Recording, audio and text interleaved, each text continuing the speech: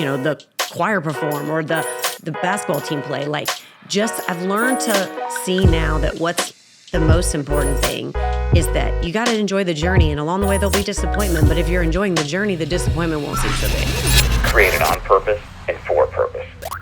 Hey, welcome back to the Daron and Earlewine podcast. As you know, we're in the midst of this short abridged version of the Earlewine podcast, and breaking up a few of these episodes, cutting them in half. And so excited you're back with us, and we're going to jump into now the second half of a conversation that Julie and I had, kind of kicking off this series. So welcome back to the Earlewine podcast, and without any further ado, let's jump into the second half of Julie and I's conversation. Well, it makes me think about, when I work with adults, we take them through spiritual DNA or the coaching that we're doing now with the Road Collective. We talk a lot about pain. Yeah. Like, how do you find your place of greatest passion? Well, you have to look at what you've suffered through to know what God has uniquely equipped you to suffer for, right? And I think so often the regular reaction of adults, right, or humans is we bury our pain. Well, that hurts, that sucks, whatever. I'm not dealing with it. I'm just going to bury it. And we've tried to talk as much as we could with Ty and process through this. And I've had conversations, and I know you have too, with him, of saying, for whatever reason, this has been written in, this is a part of your story. And within that, somehow God is going to use this, even this pain, to help you discover what that unique purpose for you. And I think that's challenging as an adult, because I don't think we ever want our kid to have to. I don't think we want our kids to struggle. We want them to not as much as possible. But I am going to be really intrigued to see for him and for his class, like, to have this part of their story. Because God's always redeeming, right? He's always working for the good, as somehow he's going to work this to give these kids a unique perspective and a unique passion, a unique calling, to know, I can actually persevere through pain, and God can make something new, in me and out of me. Mm-hmm. So let's turn our attention to, here in a couple weeks, there'll be just the three of us. So now it's like the most extreme, and it's been a long time since we had just one kid in our home. And at that point, he was only a 2-year-old. So it was like a completely different situation that, in a month here, we're going to have one child. He'll be 15 years old. And I guess the question would be, we'll start positive so you can stop crying. What's something that, as you look forward to it, it's just you, me, and Knox for his high school run? What's exciting about that? I had a friend tell me this week too, and this is so true. She's like, he's going to get everything that he ever wants. Which will just double down on Cole's perspective that he gets whatever he wants. He gets whatever he wants. Yeah, he'll get whatever he wants. And it's funny because Knox and I actually enjoy a lot of the same fun things. We're both super crazy Christmas people. So ice cream. We both love ice cream. We both love a lot of the same things, but we both super love Christmas. So we've already he's already telling me that we're doing all of the Christmas things all the time together. We're not having to say no because it's just the two of us, and so it's less expensive, so we can do whatever we want. To be fair, though, what Cole doesn't remember, because he was 0 to 2. Is he did all the things in the beginning. Yeah, he got all the attention for 2 whole years. It was really Ty who he owes stuff to, because he's always had to share. He's never been by himself. I'm sure he'll speak of that on his episode. He won't, because he's nice. He's a nice one. So that's what you're excited about. Yeah, I mean, I think I'm excited mostly because I think, too, we're older and wiser, and we have a better perspective. So we know, that the next 4 years of Knox's life, we won't let him miss what matters. And what you're going to do after these 4 years, they're not worth missing the 4 in them right now. Yeah. And so I think, we will try our very best, Lord willing, to be fully present for 4 full years for him, to help him enjoy it. If you really think about it, there's nothing like high school. You don't get it back.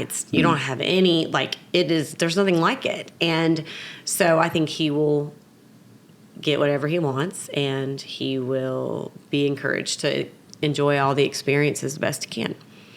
Right. Flip the coin onto the other side. What's something that you're concerned about, anxious about, sad about? What's a negative emotion that's connected to it? I think the only thing that I feel super negative for me is just the fact that he'll miss his brother so much. Luckily, Cole is close by, and we'll at least see him. I think that Knox nor Daron like to ever even be alone for 37 seconds. So I think I worry a little bit for Knox because he doesn't enjoy being alone. And so he really enjoys being with his brother. So I worry about that. He does have, sometimes I think God was really good and he could see what we needed and what Knox needed, because Knox actually has a lot of friends that they're going to be the only sibling at home for 4 years as well. So it'll be interesting to watch like that unique relationship with those friends that have a lot of time, that it's just them as well. And those kind of friends will understand when you're feeling a certain way. So I am thankful that God lined that up for him, that he has like a good handful of they're in the exact same story. Yeah. Yeah, I think hopefully, I heard somebody say in a book I was reading a couple months ago that like you rarely meet a mid-level 80-year-old. Like if you meet an 80-year-old person, they're either like the most wise, gentle, loving person you know, or they're like the meanest, crotchety, mean. like you don't get 8 decades in and still be mid-level. Like because we are always becoming. Right. Every day we're becoming something, and we either could becoming a better version of ourselves or becoming a worse version of ourselves. Right. So for us now, one thing that I hope is I think I'm the best version of myself right now. Like, I think you're the best version of yourself right now. And I think I'm excited about like the perspective and the wisdom and like getting to go through it with a third kid and have the focus is like, we're not going to make some of the same mistakes, and we'll be able to some of the perspective. Sorry, Cole. We're sorry. Yeah, but I mean, and I do feel compassionate sometimes. Sometimes my compassion goes to just frustration or anger. Like when I'll observe, an oldest parent, like they're on their first kid, and whether it's about something about sports or something else, and it's like, it's just like the world is coming to an end, or this is the biggest deal, and then just being like. And no one chastised us. And I don't think I would want to try to encourage and inspire people past it. But like just knowing like, no, like this really doesn't matter. You know what I mean? Or like, even like for us, because sports is a big thing in our life, like, oh boy, like we had, if you watch the podcast, listen to it from anywhere in the country. I don't know how your city is. Our city here, Fishers, Indiana, like, people worship sports, right? And there's this almost. I think everyone does. You're probably right. I don't think it's unique to us. But this idea of like, oh man, my kid's going to play D1, and like everything becomes about that, and it's always this angsty and like, okay, like we have a kid that plays D1 football. It's not that cool, right? Like, and granted, he's not going to Alabama and he's not getting paid $200,000 a year. But you realize too, like, and if your kid's going to do that, go all the way, go for it, go crazy. But my point in that is, you think like, man, my kid's like, he's really good, and like, our kid was really good, but like, he's not LSU good, So you get that, and then you realize, oh, wait, this is really just a game, and like. What it really means is like, yeah, my kid plays D1 football. What's that mean? Well, it means we still get to see him play football, which is cool, but it means he's never home, and it means he's never really able to relax, and it means at any point we could be getting a call that he's having another shoulder surgery, or he's pulled his hamstring, or he's like, and I guess we will find out. Second kid is like, I've seen what college athletics is. No, thank you. Like, I'd like to go have fun and be a college student. And it'll be interesting, and we'll get to see him, Lord willing, on Thanksgiving break and Christmas break and summer break. He'll be home. So it'll be a whole different experience with another college kid. But I don't know. I think the perspective of like, hey, Knox, like, you want to play college sports? Great. You don't? Whatever. You make that team, you don't? I mean, I'm hoping maybe we'll be able to parent with a focus, a perspective, in a God-centered maturity that we haven't had yet. I think it goes back to, though, what you just said about we're always trying to be a better version of ourselves. Yeah. And I wasn't this version of myself that I am with Knox when I started. Sure. And I recognize weaknesses and insecurities and fears and worries that motivated me, and it really wasn't ever about the thing they're doing. It's really always more about the fear of them feeling a disappointment. So for me, it wasn't really like, oh, is he going to get to play in college? It was really more of like, oh my goodness, what if he doesn't get to do this thing he really wants to do? And then we deal with the disappointment of it. And so it's more like about his heart than the thing. It's always, it's not, we feel like the first time around it was about the thing. So it's normal to feel like it's the thing, whatever it is they want to go on and they want to perform in theater, or, they want to get the first spot in the orchestra or whatever you want. Like everybody's got them. Like all those kids that go out and they want to win the We the People and they can do these speeches and they work so hard. We all want them to be the best. But what I've learned to realize is that it's really not about the tangible thing we're trying to get them to. It's about the fact that between here and there, we don't want them to have to face disappointment because we already know how hard disappointment is. And so I did everything in my power, and in all my crazy behaviors and all the things I did that were so embarrassing to think back on all through the years with Cole. I realize now that they were all motivated out of a fear of his disappointment. Well, now what I've learned is that even in the journey, you're going to be disappointed. Heck yeah. So we're in the journey, we did the things, and guess what? Disappointment is just part of life. It's part of teaching your kids to manage the disappointment. So therefore, with Ty, it's been easier with him to not be as concerned about the disappointment. And I feel like he's been given the freedom of a lot more joy because of that. And then now with Knox, it's like we were driving in the car, last weekend. And I was like, you get 4 years to be, if you're not from our state or anywhere, know where we live, their mascots are Royals. And I was like, you have 4 years to be this Royal and to be the best Royal you can be.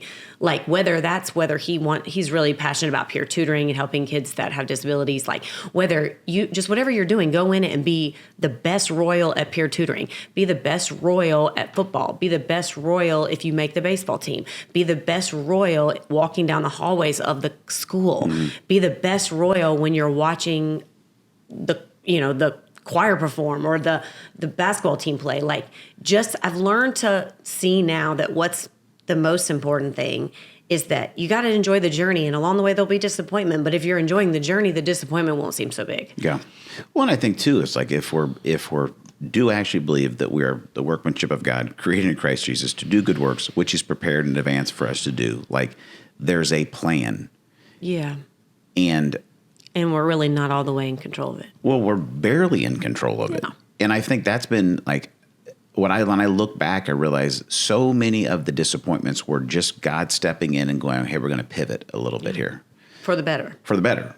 Like, I've got this. I'm guiding. I'm directing. So, don't flip out. Don't fight it, right? And for sure, don't let it crush you. Like, this is a pivot, right? We're all humans, though. So to the parents on the first kid, like, it's scary because you don't, everything, I always heard someone say, it's always harder when you don't know what to expect. Yeah. Like, you don't know what to expect in anything. So it's like, I look back on some of the ways I acted with Cole and just the way I was. I'm like, oh, how embarrassing. But yet I had to be that way because it didn't teach me to be the way I am now. Yeah. Yeah. And so if we could bottle up perspective and sell it, we'd be really rich. Yeah, but you can't. No, you can't. I mean, it's only through experience that we gain perspective. So I think that part is nice. It is nice to be able to go into the next 4 years with Knox just to enjoy it. And I think even with Ty going far away to school, which is really hard, but there's a perspective of the fact of like, I've already had a kid go to college. So even if it's far, I know that even when it's not far, you don't always see them. So it's transition, and I want them to go be the best version of themselves that they can be. All right, let's shift our focus a little bit. So what got us into this situation of having children was being married, and we're 4 years away from being empty nesters. God help me. That wasn't nice. They need to laugh a little. We might have been too much crying. They laugh and I cry. He's going to be shuffling everywhere behind me. So I don't shuffle. Yes, you do. No, I don't. That's garbage. Whispering, don't whisper in the mic. It's He bad. does. He does shuffle. This is ridiculous. He shuffles. Okay, you're done. Okay, so 4 years away from being empty nesters. Now we'll have the next 4 years, just the three of us. And so just you and me, somehow Knox will be able to drive with somebody in like a month. Yeah. No, in like 3 weeks. He has to take his classes. But very soon, he's going to get his permit. Correct. Right. So then a year from all now. of Cole's friends, if they were listening to this, will be freaking out. Yeah. In a year from now, he'll be gone all the time just driving and doing what you do when you're a teenager.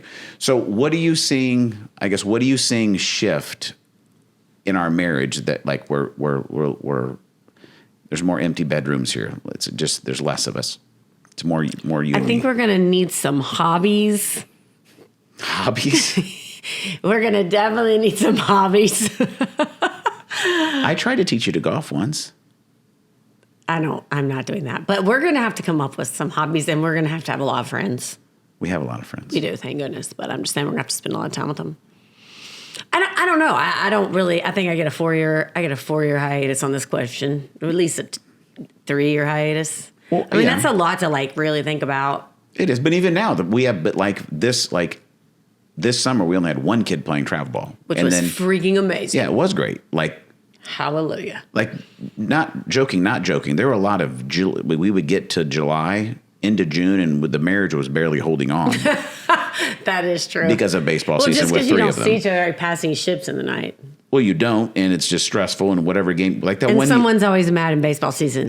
We're all mad. I just want you all to know that if you're considering putting your child in baseball, don't. The answer is don't do it. Pick a different sport. There's so many other things. Yes, it's a game of failure. It teaches you, determination. No, it sucks.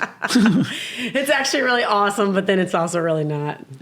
So, but I have noticed, there's been a handful of games this summer where we drop them off, and you and I gotta go get a cocktail and some chips and salsa, and it's like it became this kind of impromptu half-hour date. It was it wasn't you were driving from half hour away, flying in with another kid to pick up somebody's bag and go to another game, and so I think that I do think we do need a hobby. We're gonna have to have some hobbies. But I think we have done a good job of whenever we go, we've tried at least once a year, sometimes twice a year, get away for a couple of days. And I know we've had multiple conversations, whether it's on a beach or somewhere where after a couple of days, we're hey, we really still like each other. Yeah. We have fun together. Yeah. I think it's just the same thing as I think it's this kind of the irony of having kids. Like I said, it's a slow roll of them needing you less and then us having to sacrifice our time with each other to raise the best humans we can to then now be going in reverse where it's okay, they need us less, so we're going to have to work. Now we're going to be going back the other direction of where we used to be, where it was just us, and realizing why we ever started this whole thing in the beginning. Yeah. But I think we need hobbies, and I think that I should be allowed to watch TV by myself. Allowed? You do that all the time. Not really. I'm usually doing house chores. Yeah, it's you blame it on me just because you can't relax and go watch TV. That's true. I'm thinking all my house chores will be done, so I'm just going to have to start watching TV. Love Island. No, you're not. That rots your mind and soul. I don't watch Love Island. I might need more friends. I think the boys are going to go, and you're going to become a hermit, or you're going to build a guest house, which is where I have to live. I'm not going to become a hermit. I'm going to hang out with my friends too. I like my friends. Yeah, what about me? I like you too. We just can't always be together. You guys, we work together. We live together. We parent together. All right, I'm getting an office. We podcast together. I will be out of the house. All right, last question. It's going to be just fine. We fell in love once. We stayed in love. We raised 3 cool kids. It's true. Probably some of them will come back and live in our house because it won't cost them any money. You know what's nuts? We've talked about this that I'm actually excited about is the crazy part of the math here is depending on how long Cole stays in college, he could actually be out of college. And if he moves back to Fishers, which I don't know if he's going to or not, like he could be back in the mix as like an adult before Knox is even out of high school. That is correct. Which would be really freaking cool. It would be amazing. And I think that's what I love. Then is Ty like, will be sad. He'll be lonely. You should come back. No, you stay in Arizona. We'll come visit you all the time. Maybe we can move out there. I want Knox to play college football somewhere in the West. And then we can migrate to better weather. Why do we want him to do that? So we can get out of this state when it sucks. You can just do that on vacations. Okay. Here's what I'm excited about. And this has been a new kind of perspective, I think, is as the kids are growing, and this is very much on point with me being a 7 on the Enneagram and an ENFP and all the things that is who guys made me to be. But like, I loved raising the kids, and we've had so much fun with the little kids doing stuff that you do with kids. But like, I love hanging out with my boys and like the adult version of them. Like, we're going to have so much fun in the next season of life. Like, we go to concerts, we can go to just stuff, and like, they're awesome to hang out with, and they're great conversationalists. And like, so I think that's part of like, as it's happened, 7s don't focus on painful emotions. So I don't sit around and think about, oh, we don't get to raise them, or we already raised them. We did a good job. It's like, oh my gosh, we've raised them in such a way where, like you said, like this weekend we're going to get together with a family friend of ours and go to a lake house. And like Cole didn't have to go. We didn't tell any of the boys, you have to come. This is family time. Like, but they're all like, yeah, we're all going to be together. Sweet, I'm in. And like to know we get to hang out as a family and make new memories and different ones. Like, I think that maybe is it, to maybe cast a vision for somebody that has younger kids. Like, why do you want to invest in the relationship, and why do you want to become the healthiest version of yourself? So you create a relational environment when your kids don't have to hang out with you, like they still want to, because then you get to do really fun stuff with them. Yeah. All right, last question. So you are absolutely the COO of Earlewine Inc., Chief Operating Officer of all things.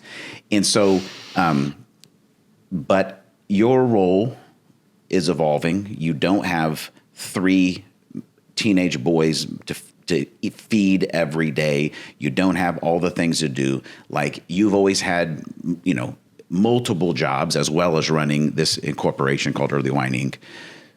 But what's starting to stir within you of like, I have more and am going to have more margin. And a big part of your identity and what you've done amazing at is being a mom and raising these boys with me and being a major part of that. But like, what do you sense is kind of stirring up? Like, what's happening next? I love the fact that you're such a dreamer. So you're always thinking that everyone thinks these things. No, I'm just helping people think I these appreciate things. that you're guess helping. What? Unless you're going to die, it's going to happen. People think these things. The future's coming. Let's create it. I don't know the answer to that yet. That's a fair answer. I don't feel massively overwhelmed to know right yet, which I'm thankful for. Yeah. I have a feeling that God and his unique faithfulness will figure that out for me. For sure. I kind of am. It goes back to what I said. It's like a slow progression of getting to where you are as a mom. And I'm okay with where I'm at right now. I'm proud of who the boys are. I know that when they need me, I will get on a plane immediately and fly to Phoenix. I don't know. I think right now I'm just thankful to feel at peace for where I'm at and to know that I was given this blessing to raise them. That was the best gift that I was given. And I'm going to make the most of, enjoying every second of Knox's experience and the parts that we get to experience with them in their college environment. I mean, the thing is like one of the things I noticed that feels like sometimes parents are like, oh my gosh, they graduated, it is over. And it's like, no, actually it's not. Like, my prayer is that there's a lot more to come that we get to be a part of. And will it be like breakfast every morning that I make you, or packing your lunches, or doing all the little things, or driving all over the country to your baseball tournaments? It won't be that stuff, but it will be other things where I get to watch them fulfill the plan and the dreams and desires of their life. And in the midst of that, I will be mixing in some hobbies. I like the hobbies. But seriously, like, I'm okay. If you had asked me 2 years ago when Cole was leaving for college if I was okay, no, No, it was not okay. I was not well. It wasn't well. It was not well with the nucleus dividing. But I am now because I am watching them become the men that I always hoped they would become. Yeah, it's good. And so it makes it okay. Does it make it easy? No. Am I going to be unwell all of Labor Day week after I've left my child in Arizona? I'm going to be unwell. My friends know. They will be here with who knows what to rescue me from the deep state of staying in my bed that I'm going to want to do. But the bottom line is that he's following the plan God has for him, and that's amazing. And I'm watching Cole do the same, and I'm praying that Knox will continue to follow that in the footsteps, just like they did, of finding and doing the thing that was meant for them. So it's like, is it great to do it? No. But is it what you want to do? Absolutely. Because it's God's plan and it's okay. So, yeah. So what am I going to do after that? I don't know yet. Yeah. I guess I'm probably just going to keep working a job like the rest of Americans. But we'll figure it out. We will. One day at a time. One day at a time. Great job, Jules. Episode 1. When we come back, we're going to be sitting down with our oldest son, Cole, right? And you get to hear perspective of him stepping into God's plan from what's it look like to follow God, follow your purpose into at least your junior year of college. Then we'll have an episode we sit down with Ty, talk about what does it look like to getting ready to step out of college, the challenges, what gave him the courage to move all the way across country.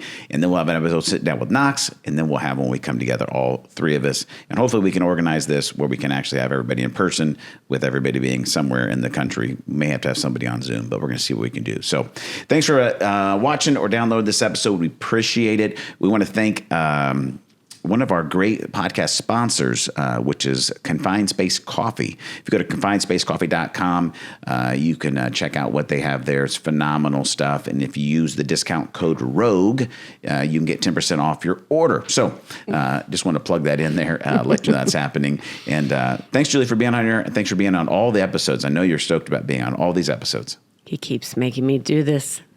Anyway, till we talk again, remember this: God's for you, not against you. He's near you, not far away, and He's created you on purpose and for a purpose. Thanks for downloading this episode of the Earlewine podcast. See you next time.